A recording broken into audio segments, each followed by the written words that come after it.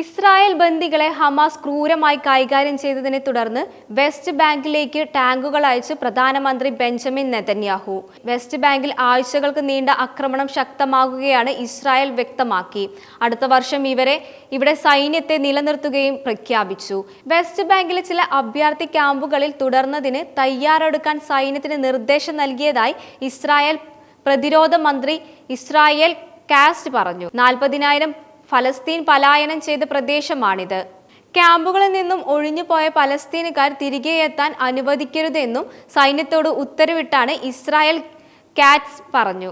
20 വർഷത്തിനു ശേഷമാണ് വെസ്റ്റ് ബാങ്കിൽ ഇസ്രായേൽ ടാങ്കുകൾ എത്തുന്നത്.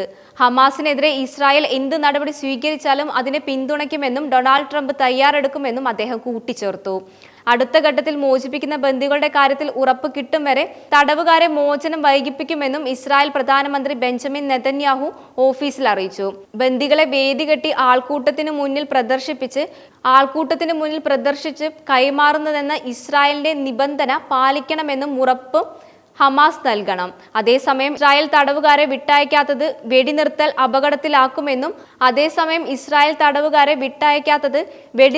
അപകടത്തിലാക്കുമെന്നും ഹമാസ് വക്താവ് അബ്ദുൽ ലത്തീഫ് അൽ ഗദു പ്രതികരിച്ചു.